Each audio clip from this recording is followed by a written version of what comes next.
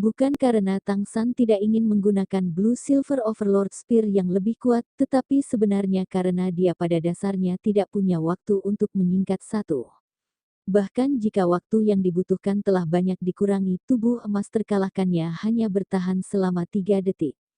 Dia tidak perlu melepaskan kemampuan roh, dan kekuatan serangan yang cukup besar dari Clear Sky Hammer adalah pilihan terbaik. Clear Sky Hammer terbang keluar, bagian depan tiba-tiba berkedip dengan cahaya putih. Domain Dead God telah mencapai kekuatan terbesarnya di bawah serangan bunuh diri Tang San. Meskipun serangan yang Wudi dipenuhi dengan kekuatan, pada saat ini ia masih harus mundur. Mungkin Clear Sky Hammer tidak cukup untuk mengancam hidupnya, tapi kedelapan-delapan laba-laba lens yang dingin itu bisa. Itu adalah semacam intuisi dari seorang ahli tingkat spirit Douluo.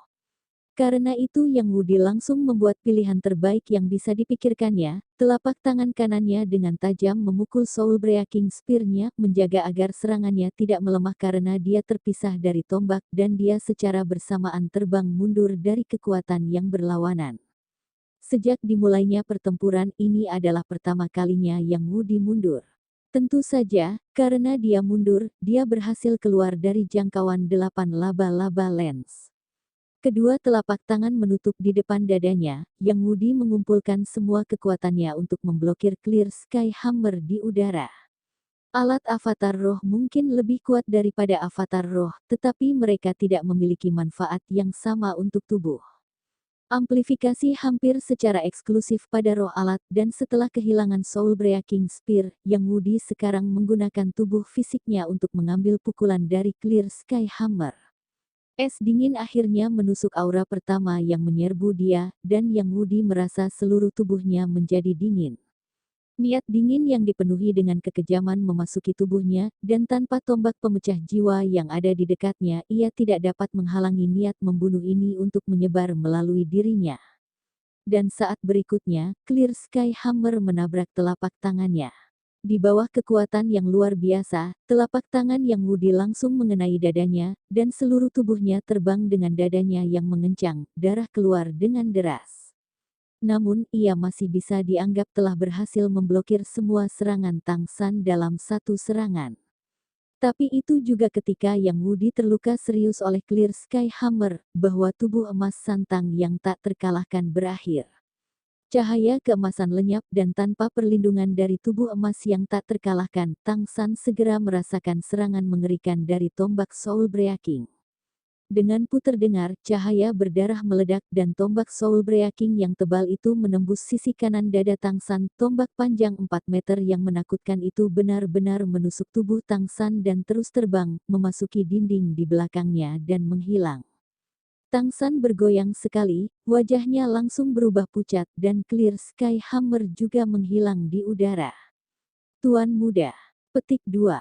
Titan bergegas menuju Tang San dengan langkah besar, tetapi pada saat ini, dua lampu yang sangat kaya secara bersamaan menyebar dari Tang San. Cahaya keemasan yang biru naik dari kaki kanan Tang San, yang langsung menutupi seluruh tubuh Tang San. Dan pada saat yang sama, cahaya merah tiba-tiba meletus dari lengan kiri Tang San, dan muncul bersamaan dengannya juga merupakan Creepers Kaisar perak biru yang tak terhitung jumlahnya. Tang San belum melepaskan semangatnya. Tersedak oleh rasa sakit, pada dasarnya dia tidak dapat mencapai semua ini. Karena luka menusuk di sisi kanan dadanya, bahkan bernapas menjadi masalah. Tetapi dalam keadaan ini, Kaisar perak birunya secara tak terduga muncul sendiri. 6 cincin roh muncul kembali, dan yang terakhir, cincin roh merah berkilauan, mempesona yang 100.000 tahun tiba-tiba tumbuh subur dengan kemegahan. Yang Wudi bisa lakukan sekarang adalah hanya menggunakan kekuatan rohnya untuk menutupi tubuhnya, melindungi dirinya di dalam. Tetapi pada saat berikutnya, kejutan-kejut itu menyebarkan kekuatan rohnya menjadi serpihan. Lagi pula, kepala Breaking Clan ini tidak pandai pertahanan. Hong, Yang Wudi menabrak tanah dengan keras. Xiao Wu memukulnya rata di lantai, benar-benar dalam posisi bersujud. Yang Wudi mendengus teredam, hidungnya dipenuhi darah, benar-benar pusing. Efek setrum telah tiba sekali lagi. Namun, ini hanyalah permulaan. Xiao nyaris tidak berhenti, kedua tangan mendorong pinggang Yang Wudi untuk melakukan backflip, kedua kaki langsung menekan kedua sisi kepalanya dan melemparkannya ke depan. Tangannya terlepas tetapi kakinya bahkan bisa menampilkan kekuatan yang lebih besar. Tubuh Yang Wudi digerakkan oleh kaki Xiao Wu, dan bersama dengan backflip lainnya, sekali lagi hancur ke tanah. Menarik pasukan lawan dari lemparan kedua, Xiao Wu membalik dan kembali, menghancurkan Yang Wudi di tempat asalnya. Saat ini ketua klan pembuka ini seperti karung goni yang dilemparkan oleh kaki Xiao Wu, semuanya 6 kali. Sekitar sepertiga, tulangnya mulai membuat suara berderit dengan setiap smash. Titan, Niu Gao, Bai He, ketiga pemimpin menyaksikan adegan ini dan setuju secara kebetulan untuk menelan pada saat yang sama. Mereka benar-benar bisa membayangkan kekuatan dampak yang Wudi menderita saat ini. Selain Niu Gao yang masih memiliki kepercayaan diri untuk tidak terluka karena dilemparkan seperti itu, bahkan Titan harus bertanya pada dirinya sendiri bagaimana ia akan ongkos. Darah Yang Wudi sudah tercecer di kaki mereka.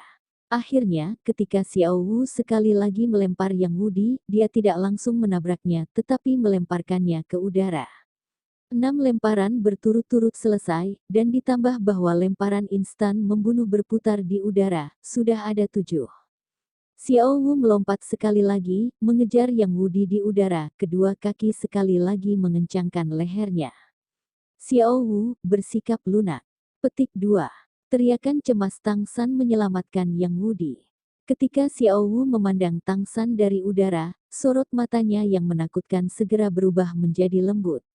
Kaki memegang leher Yang Wudi seperti wakil dilepaskan, kaki kanan menebang dan langsung menghancurkannya, dan dia melemparkan dirinya seperti menelan ke pelukan Tang San. Peng!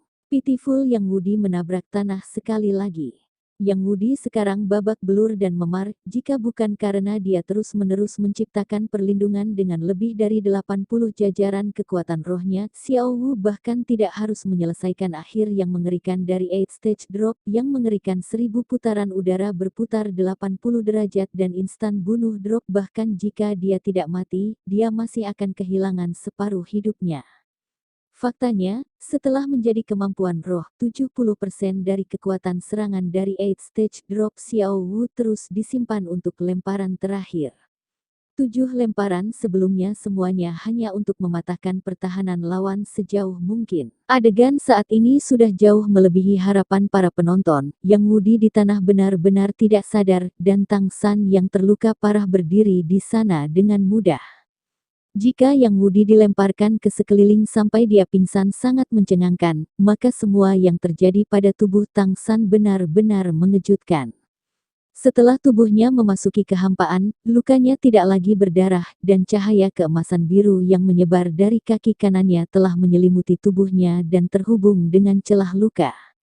Segera setelah itu, di bawah rangsangan cahaya itu, otot-otot di sekitar luka Tang San mulai menggeliat dan dengan cepat tumbuh dengan kecepatan yang terlihat oleh mata telanjang, tanpa diduga menyembuhkan luka-lukanya dengan cara yang aneh.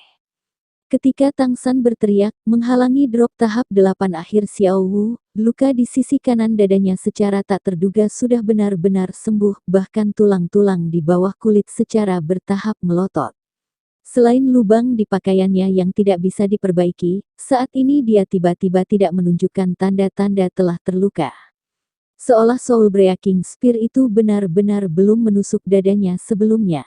Xiao Wu yang ilusi memandang Tang San dengan ekspresi yang agak menegur, lalu sekali lagi melirik luka yang sembuh di dadanya. Mengangkat tangan kanannya, dia menepuk dadanya sendiri, menghela napas lega, tersenyum manis pada Tang San. Sekali lagi mengangkat tangannya untuk menunjuk pada Wishful 100 Treasure Purse di pinggang Tang San, dengan kilasan sosoknya ia kemudian memasuki cincin roh ke-6 Tang San dan menghilang tanpa terlihat. Tang San terluka sangat parah, bagaimana dia bisa pulih begitu cepat? Tulang roh 100.000 tahun yang Xiao Wu berikan pada Tang San memiliki dua kemampuan kuat, teleportasi dan tubuh emas yang tak terkalahkan. Tapi Tang San tidak hanya memiliki tulang roh 100.000 tahun ini. Yang ia dapatkan pertama kali adalah tulang kaki kaisar perak biru ibunya. Bahkan, setelah Ibu Tang San memasuki tahap matang sebelum mengorbankan dirinya untuk menjadi cincin roh Tang Hao. Bagaimana kualitas tulang rohnya akan kurang dari Xiao Wu? Ini adalah kemampuan lain yang tersembunyi di tulang kaki kanan Kaisar Perak Biru, selain terbang. Ini adalah kemampuan kedua tulang kaki kanan Kaisar Perak Biru yang ditemukan Tang San tidak lama sebelumnya. Kalau tidak, bagaimana dia bisa menempatkan dirinya dalam bahaya besar untuk menaklukkan klan melanggar? Namun, bahkan Tang San sendiri tidak tahu level apa dari kemampuan tulang kaki Kaisar Biru Perak ini yang bisa mencapai yang terbaik.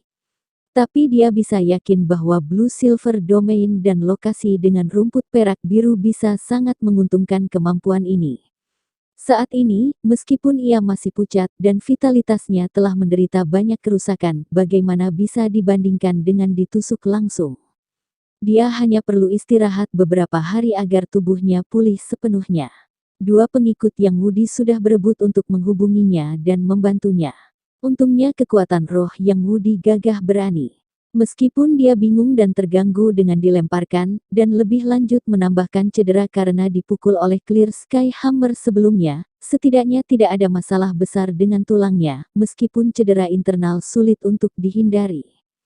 Salah satu dari dua pemuda itu membantu Yang Wudi kembali ke tempat duduknya, sementara yang lain dengan cepat mengeluarkan botol porselen dan menuangkan beberapa pil yang dia masukkan ke mulut Yang Wudi, lalu mengambil air segar dari alat roh untuk mencucinya. Tang San percaya bahwa gerakan Xiao Wu di Wishful 100 Treasure Purse sebelum pergi adalah menyuruhnya makan beberapa obat-obatan pembangun fondasi, dan ketika dia melihat Yang Wudi meminumnya, dia juga secara tidak sadar mengulurkan tangannya ke Wishful 100 Treasure Purse. Masih ada beberapa Dragon Zoysia Leaf yang tersisa, dan memakan satu sudah cukup untuk dengan cepat membantu kekuatannya pulih. Namun, ketika tangan Tang San merentang ke Wishful 100 Treasure Purse, ekspresinya langsung berubah aneh, dengan cepat menyentakkan tangannya kembali seolah tersengat-sengatan listrik. Titan sudah berjalan ke sisi Tang San dengan langkah besar. Niu Gao dan Bai Dia telah dikumpulkan oleh Yang Wudi, menggunakan kekuatan roh untuk mendesak efek obat. Titan melihat gerakan tiba-tiba Tang San dan buru-buru bertanya. Tuan muda, apakah kamu baik-baik saja? Tang San mengangguk berkata kepada Titan. Senior, aku agak lelah, aku akan kembali untuk istirahat dulu. Begitu senior Yang Wudi bangun, aku akan menyusahkan kamu untuk memberitahu dia.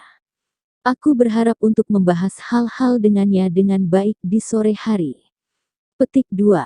Melihat ekspresi sedih Tang San, Titan buru-buru mengangguk. Aku akan melihatmu kembali. Petik 2. Tang San menggelengkan kepalanya. Tidak dibutuhkan. Senior Yang Wudi mungkin menderita luka dalam. Kamu tinggal. Aku baik-baik saja.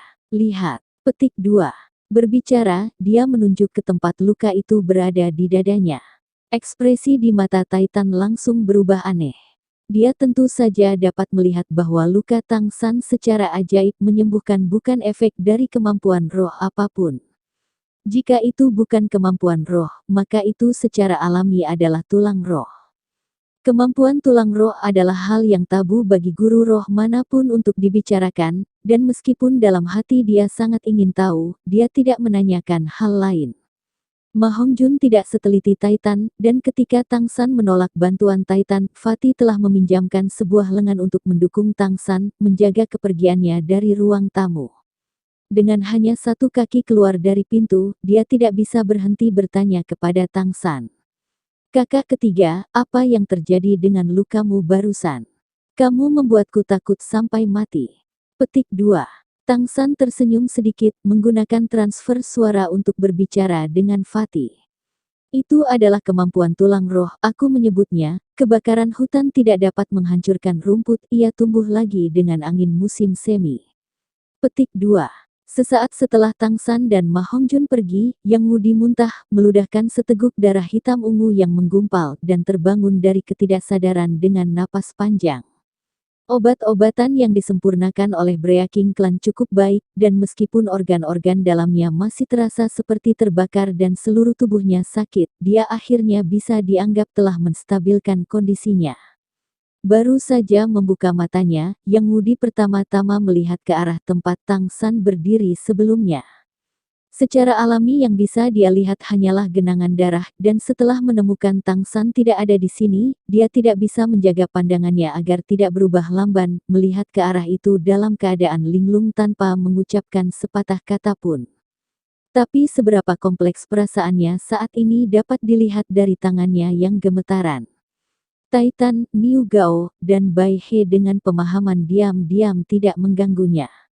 Bai dia masih terus-menerus menanamkan Yang Wudi dengan kekuatan rohnya, membantunya memilah napasnya yang tidak teratur. Setelah waktu yang lama, tatapan lamban Yang Wudi berangsur-angsur tumpul, menahan rasa sakit di tubuhnya untuk berdiri, menghentikan Bai He dari terus menuangkan kekuatan roh. Saat ini dia sepertinya berumur 10 tahun, ekspresinya yang bangga sepenuhnya digantikan oleh kegelapan. Bai He tidak bisa membantu berbicara. Kambing tua tidak perlu berkecil hati, jika itu ada di antara kita, tidak akan ada perbedaan dalam hasilnya. Selain itu, kamu tidak menggunakan kemampuan roh kedelapan kamu. Itu karena kamu menahan bahwa dia mendapat kesempatan. Petik 2. Yang Wudi melambaikan tangannya pada Bai He. Tidak perlu menghiburku. Kerugian adalah kerugian. Jangan bilang aku tidak akan mengakuinya. Petik 2. Sambil berbicara, dia dengan cepat mengambil beberapa botol obat dari alat rohnya dan menyerahkannya kepada Bai He. Petik 2. Namun, baru saja ketika dia akan meregangkan tangannya ke dalam untuk mengambil Dragon Zoysia Leaf, dia tiba-tiba menemukan bahwa dia merasakan kelembutan yang aneh. Kelembutan yang benar-benar tidak seharusnya ada di Wishful 100 Treasure Purse saat ini. Jika dia harus menggambarkannya, itu akan menjadi kehalusan yang lembut seperti leci yang baru dikupas, tetapi tidak sedingin es, dan agak lembut dan hangat. Apa itu? Apa yang tiba-tiba menempati ruang ini di Wishful 100 Treasure Purse? Dengan hati-hati merentangkan tangannya ke dalam dompet ingin menyentuhnya lagi, Tang San menemukan bahwa objek yang sebelumnya disentuhnya tidak ada di sana. Segalanya tampak kembali normal. Tiba-tiba teringat Xiao Wu, dia buru-buru menariknya keluar dari Wishful 100 Treasure Purse. Bentuk kelinci Xiao Wu masih meringkuk tertidur, kabut dingin di sekelilingnya semakin kaya. Fluktuasi energi yang luar biasa di dalam dirinya bahkan bisa dirasakan dengan jelas di dunia luar. Ya, setelah makan 2 ramuan harta abadi tingkat pertama, jika bukan karena tubuh yang pernah dibudidayakan 100.000 tahun, mungkin dia akan meledak sejak lama. Melihat Xiao Wu yang sedang tidur, Tang San dalam hati memiliki perasaan kecewa. Bahkan dia sendiri tidak tahu apa yang dia harapkan. Tang San memang agak lelah. Itu adalah pertama kalinya dia mengalami wildfire, kaki kanan tulang biru kaisar perak tidak dapat menghancurkan rumput tumbuh lagi dengan kemampuan angin musim semi. Sekarang tempat dia terluka sebelumnya hanya gatal, tetapi dia masih merasa sangat lelah. Dia tidak memiliki usaha apapun dalam pertempuran melawan Yang Wudi, menggunakan sebagian besar triknya. Pada akhirnya itu masih karena Xiao Wu menampilkan kemampuan roh ke-6 yang luar biasa yang sampai pada hasil ini. Sekarang lelah secara fisik dan mental, dia buru-buru makan Dragon Zoysia Leaf, segera berbaring untuk tidur. Intuisi memberitahu dia bahwa apa yang dibutuhkan tubuhnya tidak dapat disediakan oleh kultivasi. Hanya tidur yang benar-benar santai yang bisa mengisi kembali vitalitas dan kekuatannya yang lelah. Keputusan Tang San secara alami benar. Meskipun tubuhnya adalah manusia, setelah mendapatkan tulang roh dan roh ibunya, bagian dari karakteristik abadi Blue Silver Emperor sudah menjadi bagian dari dirinya. Hanya saja, sekarang dia masih tidak bisa sepenuhnya melepaskan kekuatan tulang kanan Kaisar Perak Biru, dan dalam pertempuran hari ini tidak ada banyak rumput perak biru di sekitarnya. Itu sebabnya dia merasa sangat lelah. Saat dia tertidur, tubuh Tang San mulai memancarkan cahaya biru redup. Ini adalah sinyal yang secara otomatis dikeluarkan oleh Kaisar Perak Biru. Blue Silver Domain menyebar secara tidak kasat mata karena dorongan naluriahnya. Ukurannya tidak besar, hanya sekitar 1 kilometer atau lebih. Semua rumput perak biru yang tumbuh dalam jarak 1 kilometer ini dengan cepat melepaskan napas vitalitas mereka, menuangkannya ke tubuh raja mereka. Dan mereka sendiri juga memperoleh katalis aura kaisar perak biru, yang memberi mereka kesempatan untuk berevolusi. Sudah lama sekali sejak dia tidur nyenyak, kesadarannya benar-benar tenggelam dalam pikirannya sendiri, terisolasi dari semua kesadaran dunia luar. Vitalitas Tang San pulih dengan kecepatan yang sangat mencengangkan. Tapi dia bukan satu-satunya yang berubah. Xiao Wu, yang tertidur lelap di sisinya, mulai tumbuh semakin besar pada saat yang bersamaan dengan Tang San yang disembuhkan. Mirages terus-menerus muncul di kabut putih yang menyelimuti tubuhnya, tidak jelas karena penutup kabut putih. Yang bisa dilihat hanyalah bahwa itu adalah bayangan humanoid. Kulit putih salju, rambut hitam legam. Kabut putih terus-menerus terlepas dan seluruh ruangan berangsur-angsur penuh dengan kabut tipis samar. Di dalam kabut, bayangan yang terus berkedip-kedip itu secara bertahap tumbuh lebih nyata, dan menyatu bersama dengan kelinci yang tidur lembut, terus-menerus memperluas tubuh. Seluruh ruangan dipenuhi dengan aroma yang elegan, dan di dalam aroma itu, Tang San tidur lebih dalam lagi. Dalam mimpinya yang kabur, Tang San hanya merasa seolah ada sesuatu yang hangat menempel di tubuhnya, selembut kapas mengejutkan fleksibel, dan ketika dia membalikkan badan, dia tanpa sadar menariknya dekat ke dadanya, terus tidur. Dalam mimpinya, ia memimpikannya Xiao Wu kembali kepadanya sekali lagi, dan mereka saling berpelukan erat. Dia tidak tahu berapa lama sebelum ada ketukan di luar pintu. Kakak ketiga, apakah kamu baik-baik saja? Suara nyaring Ma Hongjun menggema dari luar. Tang San yang tertidur nyenyak dibangunkan dari mimpinya, kemudian terkejut bahwa di luar sudah gelap. Fatih, jam berapa sekarang?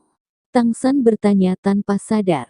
Ketika dia menanyakan hal ini, tiba-tiba dia merasa ada sesuatu yang salah karena tubuhnya terasa sangat berat ketika dia mencoba duduk dan lengan kanannya bahkan agak mati rasa, menatap dadanya dengan kesadarannya yang kabur, praktis dalam sekejap, semua rasa kantuknya mundur seperti air pasang. Ma Hongjun berkata di luar pintu. Ini sudah malam. Kakak ketiga, ayo makan sesuatu. Pemimpin Breaking Clan masih menunggu kondisi kamu. Petik 2. Tang San kemudian bereaksi. Fatih, kamu duluan. Aku akan segera ke sana. Petik 2. Ma Hongjun mendengar bahwa suara Tang San agak aneh, tetapi dia pikir itu karena tubuh Tang San terlalu lelah dari pertempuran sebelumnya, dan tidak terlalu keberatan. Setuju, dia berbalik dan pergi.